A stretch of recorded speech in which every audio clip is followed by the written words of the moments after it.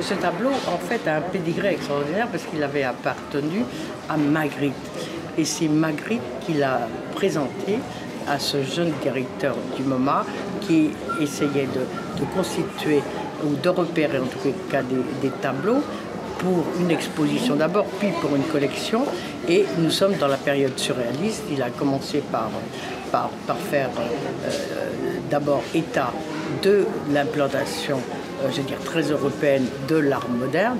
Et donc, ce tableau a cette particularité, c'est Man Ray qui le disait à ce jeune directeur, de vous regarder autant qu'il incite à le regarder. C'est un œil qui est ouvert sur le spectateur et qui en même temps est une fenêtre sur un ciel nuageux. Donc c'est un tableau très troublant, d'autant que l'échelle de l'œil, à l'échelle du tableau, on fait une deuxième énigme. C'est le mot retenu en général pour Magritte, mais là, il est pleinement justifié. C'est une orbite sensible, en plus, donc qui est très intriguant en soi. Et c'est un tableau qui est devenu une icône aussi du MoMA. Nous sommes passés dans les années 50 aux États-Unis. Il y a un peu un passage de l'Europe aux États-Unis à ce moment-là, avec des très grands artistes qu'on a catégorisés dans une ligne qui s'appelle l'expressionnisme abstrait. Ça vaut ce que ça vaut. Mais en tous les cas, ça rend assez bien compte de ce tableau qui est une grande icône des années 50 de Willem de Kooning, et un tableau vraiment qui a énormément frappé les esprits et qui reste d'une virulence complètement extraordinaire. Et curieusement, ce tableau qui présente sur le plan pictural une très grande délicatesse de couleurs, de tons, de traitement, presque une transparence dans les effets de pinceau, en fait, a fait l'objet de centaines de reprises de la part de l'artiste qui en faisait une obsession. Donc il s'agit d'une femme, évidemment, ça n'était pas le canon discret, distingué, glamour qui était réservé aux femmes jusque-là. Là, vous voyez une espèce de monstre carnassier avec des yeux exorbitants, d'énormes seins et des petites jambes, et qui est extrêmement violent. Et c'est un petit peu comme chez Goya, vous pouvez dire des choses d'une extrême violence dans des registres formels extrêmement raffinés. Et c'est probablement la force de ce tableau qui agit comme un oxymore dans le contraste entre les deux effets. C'est un tableau qui a marqué, il en a fait 6 dans ce registre des femmes, et il a tout de suite fait scandale, mais il a quand même été acquis par le musée avec beaucoup de courage, alors qu'un tableau qui nous paraît aujourd'hui, alors en effet aller vraiment de soi, qui était un Rothko, a fait l'objet de discussions telles à l'intérieur de l'équipe du MoMA que le président des Trustees a démissionné. Tellement il trouvait inacceptable qu'on puisse accepter ce tableau qui, en fait, pour finir, a été offert par ce grand architecte, Philip Johnson, qui avait un regard extrêmement attentif et aigu sur la production artistique de l'époque. Évidemment, pour nous, c'est un tableau qui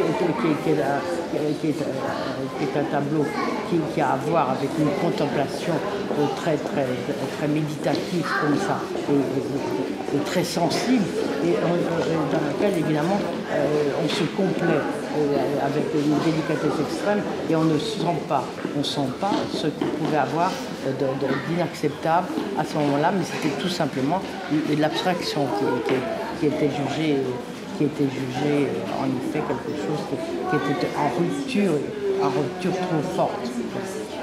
Un artiste américain qui avait participé au débarquement en 44-45 à Paris et qui était resté à Paris après. Et alors c'est un tableau, évidemment quand on le voit comme ça on dit c'est un tableau abstrait, mais c'est un tableau en fait qui recèle quelque chose de très sensible et qui se réfère d'une part au fait que tous les carrés qui sont organisés dans ce tableau et qui fonctionnent, je trouve, admirablement bien, ont été le jeu du hasard. Et c'est une idée qu'il avait retenue à Paris. Lorsqu'il était passé à Paris, il avait été très impressionné par la rencontre avec Matisse, avec Bonnard d'ailleurs aussi, et aussi avec Arp. Et Arp, c'est l'idée du hasard dans l'œuvre d'art. Et là, donc, ils sont agencés par le pur hasard, mais chacun de ces carrés se réfère au départ à une observation. C'est-à-dire ça n'est pas une abstraction qui vient d'un pur processus mental. Et il les a peints en fonction de la lumière qui se dégageait sur la scène, vue de l'île Saint-Louis. Et ça, c'est vraiment quelque chose qui renvoie bien au fait que l'abstraction chez Kelly, qui est un des très grands maîtres de la peinture américaine abstraite des années 50, est quelque chose qui est d'abord fondé sur une observation sensible. Alors Kelly, c'est un artiste qui nous touche particulièrement ici à la Fondation, puisque la dernière grande décoration qu'il ait faite avant sa mort, c'est celle qui est installée de façon définitive dans l'auditorium de cette maison, donc avec le rideau de scène et ce qui représente pour lui, à travers des monochromes, des notes de musique. À partir d'une iconographie empruntée à la banalité de l'objet quotidien, tout d'un coup la référence, c'est l'objet quotidien qui devient le sujet de la peinture, avec aussi une distance de l'auteur, c'est-à-dire tout d'un coup, contrairement totalement à ce qui se passait dans l'expressionnisme abstrait, l'artiste disparaît et c'est très évident entre les deux œuvres qui nous sont présentées sur les yeux. La première est une œuvre qui a été réalisée, donc il y en a 32 exemplaires, mais c'était réalisé à la main. Donc on voit encore des petites différences. La série portait sur les 32 saveurs de la soupe Campbell, mais si on regarde les œuvres, il y a quelques effets de pinceau et des effets de couleurs différents. Donc il y a encore une certaine présence, c'est-à-dire de l'auteur à travers la main. Oui, bien sûr, vous avez reconnu Elvis Presley, qui était une figure très familière à tout le monde. Et donc ce tableau a été laissé au libre arbitre au fond de la galerie, qui est la galerie Ferus à Los Angeles, qui est une galerie un peu mythique, et Warhol, avec une attitude comme ça très aristocrate et vraiment d'indifférence, de superbe indifférence, mais il savait quand même très bien ce qu'il faisait, a laissé aux galeristes la liberté de le découper comme il voulait, soit en 2, soit en 3, soit en 6, je l'ai vu en 8. Et c'est évidemment, c'est une attitude qui est d'une superbe intelligence aussi de l'évolution des choses, parce qu'il faut bien noter que ce tableau sérigraphie, qui est reproductible à l'infini, en effet, il avait raison, et aussi sur fond d'argent, quelque chose qui relève du cinéma quelque part, hein, qui induit l'idée de mouvement, qui va évidemment très bien avec l'icône.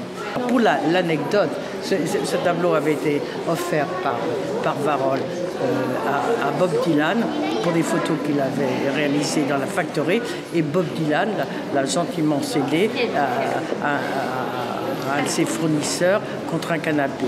C'est un peu saumâtre, mais on voit peu à peu l'évolution et de l'art et de la politique d'acquisition des œuvres dans le MoMA. Et il y a une œuvre qui me paraît vraiment tout à fait importante à cet égard et très symptomatique, c'est cette œuvre de Jeff Wall qui présente donc une boîte lumineuse avec un personnage noir, et cette œuvre se réfère très précisément à un livre mythique de Ralph Ellison qui s'appelle L'Homme Invisible et qui a influencé encore d'autres artistes dans le reste de l'exposition. Donc, L'Homme Invisible, c'est l'homme noir dans le noir. Et donc cette œuvre, elle est très touchante. D'abord, c'est une œuvre très belle parce que cet artiste qui est photographe a un sens extraordinaire de la composition. C'est une œuvre qui emprunte à la fois à la composition picturale et au cinéma, dans la profondeur, c'est entre les deux. Et donc là, vous voyez un personnage assis qui était dans un endroit qui est noir et qui est éclairé de quelques 1569 et quelques ampoules. C'est exactement le chiffre donné par l'écrivain dans son livre. Et toutes ces ampoules fonctionnent sur un courant illégal. Et c'est une façon de rendre à la société le refus qui est le sien de reconnaître le noir. Donc voilà. Et c'est une œuvre vraiment très touchante. Et par rapport à la description de l'écrivain, il a rajouté, on voit qu'il a rajouté des éléments, et notamment à gauche la pile d'assiettes, etc., de façon à réellement faire une composition.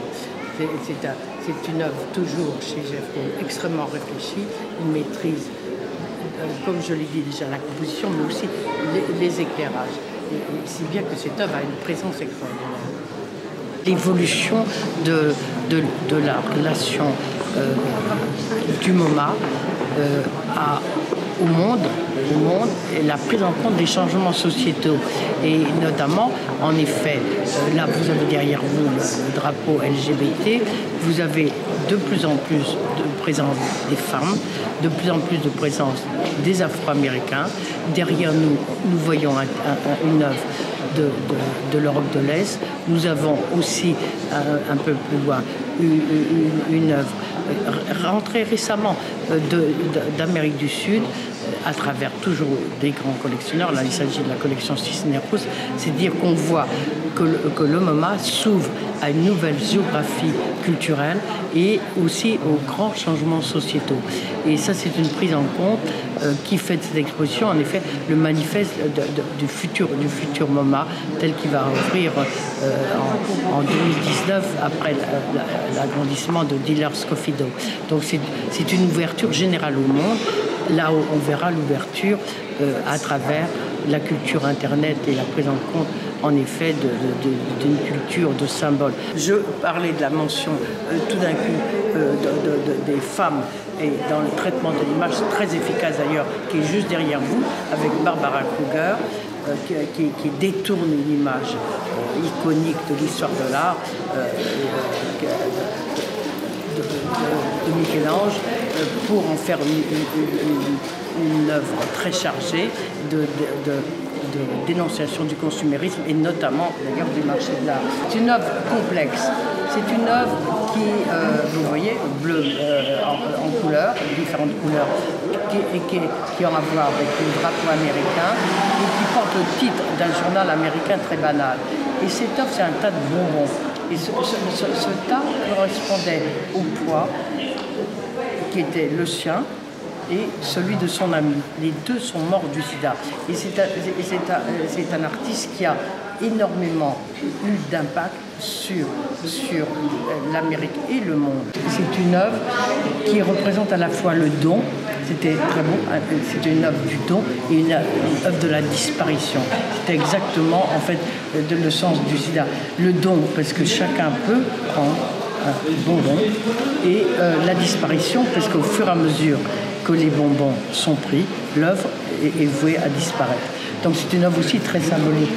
Derrière nous avons aussi, dans ce que nous évoquions tout à l'heure, de l'introduction d'artistes afro-américains, une présence plus marquée dans les collections, un artiste qui est la grande figure de cet art à New York à ce moment-là, et encore aujourd'hui, qui est David Ammons. Et lui, il détourne simplement la bannière américaine en y apposant les couleurs d'un drapeau afro-américain. Donc c'est une œuvre qui, dans sa simplicité très elliptique, comme ça, très laconique, est extrêmement puissante. Pour terminer dans cette salle, il y a aussi très symptomatique de l'ouverture tout d'un coup de cette collection au monde, et notamment à une réalité tragique. C'était un artiste très connu, qui est Gerhard Richter, qui a fait, il n'a pas pu la faire immédiatement, qui a fait une œuvre qui est toute petite, qui est de la grandeur d'un écran téléviseur et qui évoque pour tout un chacun, je crois, ce qui s'est passé le 11 septembre. Et il a fait cette œuvre d'après une photo qu'il a prise dans le Spiegel. C'est une coutume chez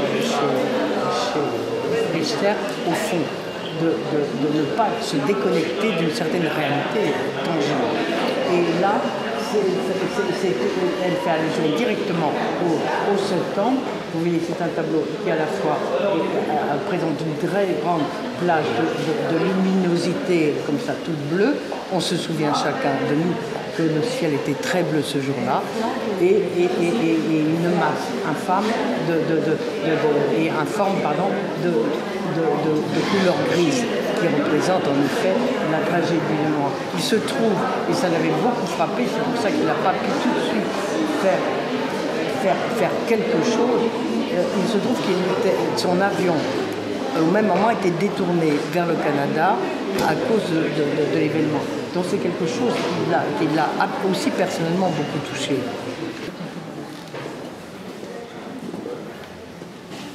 Nous arrivons aux acquisitions les plus récentes et on voit l'intervention dans les collections même du MoMA de toute la culture Internet. Vous pouvez lire vous-même les différents signatures qui sont devenus complètement universels, de Google, arrobas, etc. Et à côté des emojis, c'est-à-dire les signes graphiques d'une centrale téléphonique qui sont devenus, qui ont été généralisés en effet de façon universelle. Et là, c'est toute l'intervention sur l'inventivité des jeux vidéo qui sont désormais montrés et collectés par MoMA en tant que symptômes, et surtout les premiers, les plus convaincants, comme symptômes d'un moment, et en effet d'une toute nouvelle culture de l'espace-temps et de la forme. Il y a une grande créativité, mais d'une autre nature, évidemment. Et on voit les enfants, ils sont scotchés. Oui.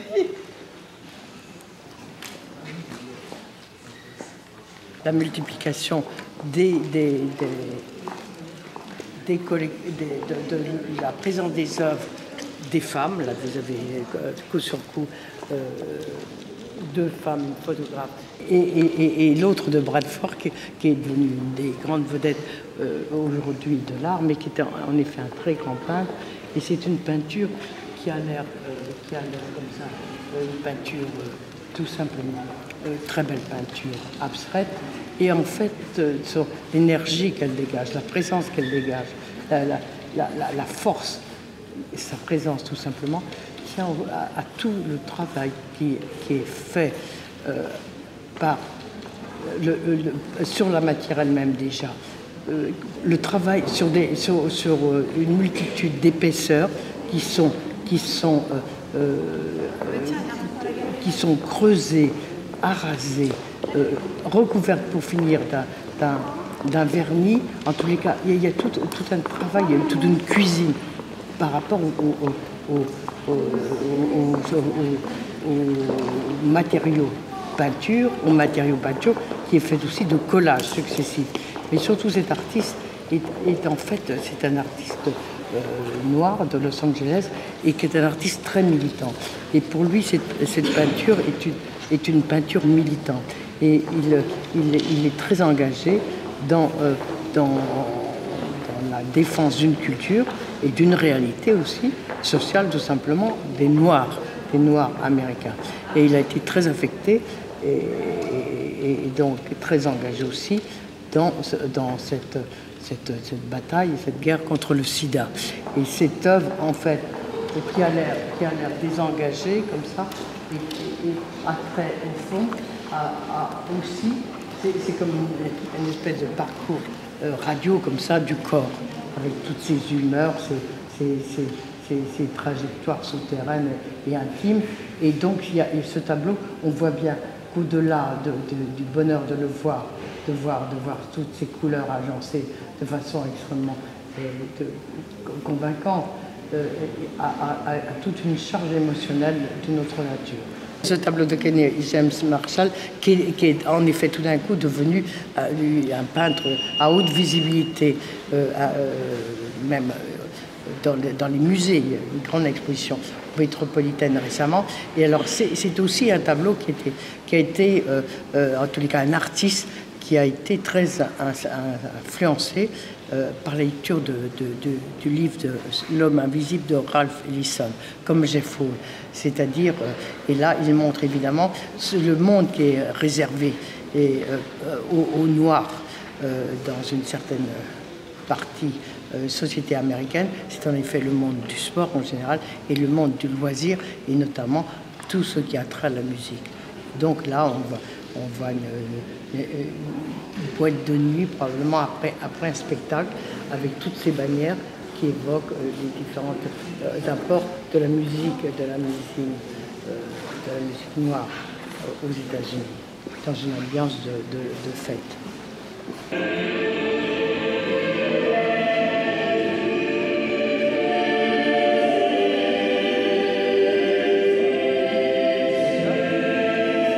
Jeannette Cardiff, l'artiste canadienne, qui date d'une dizaine d'années, c'est une œuvre qui exploite les capacités culturelles, sculpturales du son dans un lieu, dans cette grande salle de la Fondation qu'on appelle souvent la cathédrale, et qui est inspirée par un modèle du XVIe siècle de Thomas Tallis, qui travaillait sur la musique polyphonique et l'alternance des sonnances et des dissonances. Et elle a enregistré chaque fois, qui est représenté ici par un haut-parleur, chaque fois individuellement, c'est des sopranes, des enfants, des voix d'enfants, donc très pures, dans la cathédrale de Salisbury, qui est reconnue pour la pureté du son. Et donc, c'est une invitation à la fois à écouter sereinement et aussi à évoluer et à déambuler à travers les sons.